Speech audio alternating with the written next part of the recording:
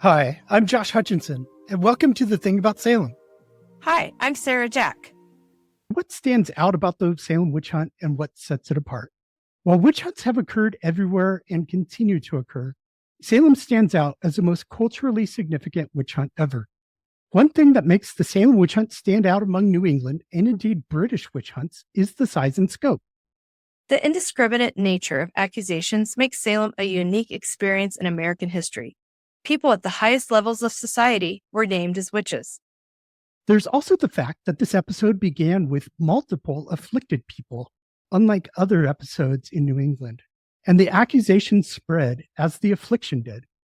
So much attention has been paid to the afflicted people as central in this affair, but I think we need to focus on the people around them, the ones who filed the complaints for them. The cause of the affliction is not as significant as the reasons why non-afflicted individuals would make witchcraft accusations in response. More than 150 people were named. Had the court of Oyer and Terminer tried all of them, they may all have been hanged. So they all faced that terror in the dungeons where they were chained to prevent their specters from roaming. As more and more people were hanged, that terror must have risen beyond panic levels. The Salem witch hunt was much larger than any other American witch hunt in every way. Only a handful of times in New England did you have more than 2 people accused of witchcraft and tried simultaneously. In fact, there were only 2 witch hunts in New England that resulted in more than 2 convictions. The Hartford witch panic of 1662-3 resulted in 4 convictions, and the Salem witch hunt 30 years later resulted in 30. The Stanford-Fairfield witch hunt of 1692 yielded multiple accusations, but resulted in only 1 conviction, and that was overturned. 3 decades of progress were overturned with the admission of spectral evidence by the Salem court. Since the end of the Hartford witch panic, New England courts had not accepted this testimony. Indeed, multiple witnesses had been required to testify to the same event, meaning 2 or more people would have to see the same specter at the same time in order for the event to be admitted as evidence. But the judges of the court of Oyer and Terminer found a way around this. By having the afflicted persons in the courtroom with everyone else, everyone in the room became a witness to the afflictions in action. And for some reason, nobody on the court ever seriously doubted the afflicted person's ability to identify the people behind the shapes they saw. True. There was debate about whether they saw the real person or an imposter, Satan in disguise. But there wasn't much debate or questioning of the afflicted person's veracity and spectral acuity. The court made exceptions to some other rules as well. Accusers were not required to post bond, as was customary to show they were earnest about their accusations. This allowed individuals to make numerous complaints. In the 36 years before Salem, Massachusetts hanged only 1 witch that was a usual suspect. She was Goody Glover, an Irish woman and Gaelic speaker hanged in November of 1688. What caused the Salem witch hunt? Fear caused the Salem witch hunt. Plain and simple, the fear of witches was real and still is for many people around the world. This fear is so potent that it leads people to take drastic actions they would never otherwise take. It can be compared to the level of fear of terrorists experienced by Americans on 9/11. Witchcraft represented an existential threat, as did London's whims. At the time the Salem witch hunt occurred, there was also real fear around whether the Massachusetts Bay Colony would survive as a godly colony, to use their term for those practicing the Congregationalist faith better known as Puritanism. London had revoked the Massachusetts Charter in 1684. King William issued a new charter in October 1691, but that charter did not take effect until the new governor arrived in Massachusetts in May 1692. And that new charter would force Massachusetts to tolerate religious beliefs and practices other than mainline New England Puritanism. So long as they were Protestant, people of any religious affiliation could now vote, effectively ending the Puritan theocracy that had been in place since 1629. At a time when Cotton Mather was predicting the literal end of the world was near, the world really did end for the Puritans after a fashion. Many factors contributed to an atmosphere of terror in New England in 1692. There was economic crisis, war, refugees, bad weather, epidemics, loss of self-identity as a religious model for the world, political uncertainty, religious strife, growing pains, continued preaching on the devil and witches, and more. A lot of preconditions were present, which created a ripe atmosphere for a witch hunt. It was the economy, stupid. The Massachusetts economy crisis of the 1690s meant people were struggling to get by. To this day, economic uncertainty remains a key driver of witch hunts.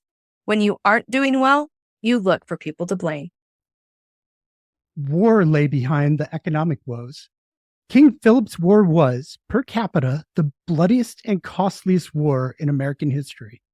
And now King William's War was being fought on New England's frontiers. As the front lines advanced, ever closer to the heart of Massachusetts settlements, fear of Native Americans became a familiar refrain, visible in some Salem witch hunt testimony. As one town in Maine or New Hampshire fell after the other to the combined forces of the French and the Wabanaki Confederacy, the war still remained far enough removed from Salem, just far enough that it was not a constant preoccupation of the people of Salem and surrounding communities. Thus, it was a pressing enough concern to cause fear, consternation, and the desire to have revenge on the colony's enemies. As refugees from the north and east fled to Essex County, the northernmost county in Massachusetts, fear was heightened, eventually requiring a release of pressure. Disease was another factor. As COVID has left a deep emotional scar on the world today, outbreaks of smallpox and other communicable diseases left deep scars on the people of colonial New England. Like today, people wanted answers to what caused the outbreaks. And such an outbreak had occurred in 1690, following a disastrous military expedition to Canada when hundreds of men returned home sick. The town of Andover blamed Martha Carrier and her family for bringing the smallpox there that year. Weather also contributed to a gloomy atmosphere in 1692, which happened to fall within the Maunder Minimum, an especially cold period of the Little Ice Age. From the start of settlement, Orthodox New England Congregationalism or Puritanism had never actually been the complete monopoly its adherents intended to create in the so-called New World. Even in the early years of Massachusetts settlements, dissenters were being exiled from the colony. Later conflicts would emerge with Quakers, Baptists, Anglicans, and anyone else not following the official line. And the Puritan orthodoxy was itself no stranger to division, such as the controversy about the halfway covenant, which put individual churches at odds with one another and even internally. Over the generations, church membership had declined, and ministers believed Christians were backsliding into sinful ways. The halfway covenant was a more liberal church membership policy intended to allow grandchildren of church members to be baptized, whether or not the children's parents had made a public confession of faith and signed the church covenant. It, in effect, made baptized people halfway members of the church with the privilege of having their children baptized without the right to take communion. This new way of allowing more children to be baptized did not sit well with many ministers and other leaders who wanted congregants to stand before the church members and speak of their conversion experience in order to gain access to the sacraments.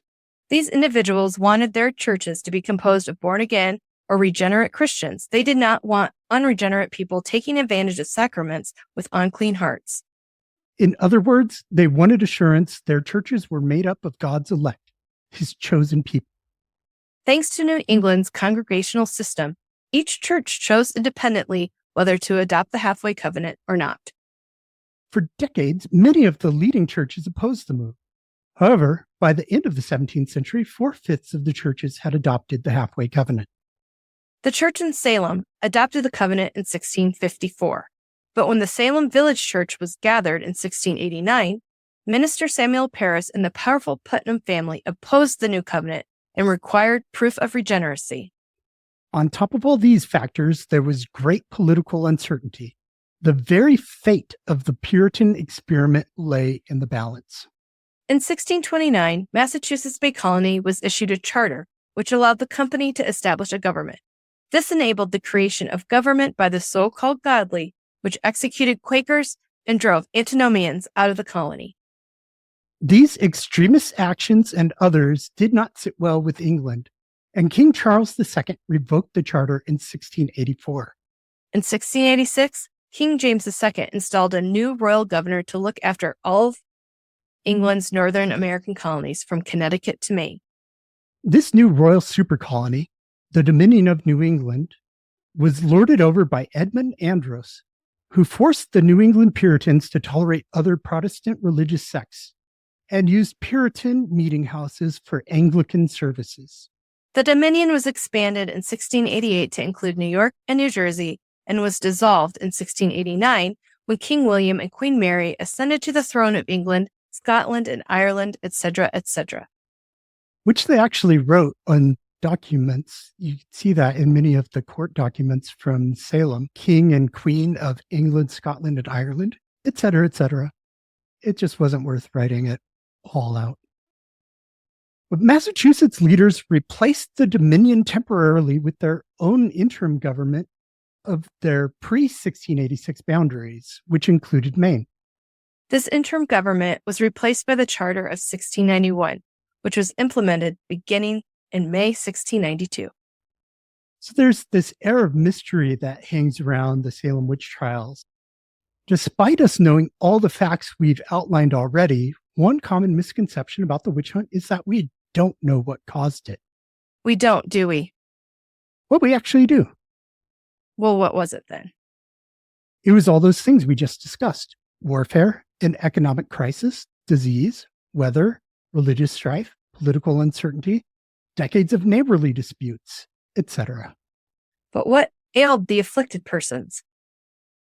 Theories, many of them discredited but still widely believed, unfortunately, include ergotism, encephalitis, meningitis, epilepsy, sexual abuse, sleep paralysis, conversion disorder, mass psychogenic illness, PTSD, other biological explanations, or just plain fraud.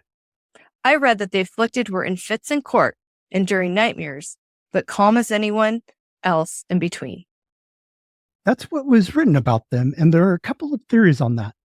The afflicted persons were perpetuating willful fraud, or perhaps they were legitimately terrified whenever they were in the presence of the people who they believed were harming them. Despite what you may read on Wikipedia, one thing we know for sure is that the afflicted did not present the symptoms of ergotism, which include both convulsive and gangrenous effects. The fits described by observers of the afflicted people were not described as seizures or epilepsy, which were well known to people of the 17th century. The symptoms don't match encephalitis, Lyme disease, or meningitis.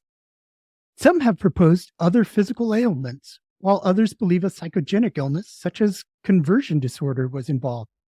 With conversion disorder, the subject's mind converts psychological distress into physiological conditions. Given the conditions we have discussed already, especially the warfare, you can understand there were many traumatized individuals and widespread fear. While it is impossible to reconstruct someone's mental state based upon scant historical records, PTSD is a strong possibility for many of the afflicted persons, as several had witnessed family members being killed, and some had been captured and taken to Canada, where they were redeemed for cash or freed in prisoner swaps. And some say signs of sexual abuse were present in some testimony, such as that of Mary Warren about her relationship with John Proctor, who also allegedly referred to her as his jade, a term for an inferior or worn-out horse. Many other people whom we don't think of as afflicted were troubled by nightmares and sleep paralysis. There's no one-size-fits-all explanation for the afflictions. A variety of theories have been proposed, but many don't hold water. And I think we should focus more on why the people were willing to believe the accusations against their friends, family, and neighbors.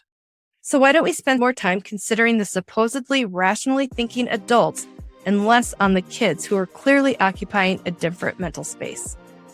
Understanding the actions of the colony's leaders and the accusers is critical to learning the lessons we need to learn from the witch trials. We have to understand the true fear of witchcraft, Satan, and utter destruction that was experienced by the people involved. We have to identify when and how fear overcame reason and the rush to judgment that followed.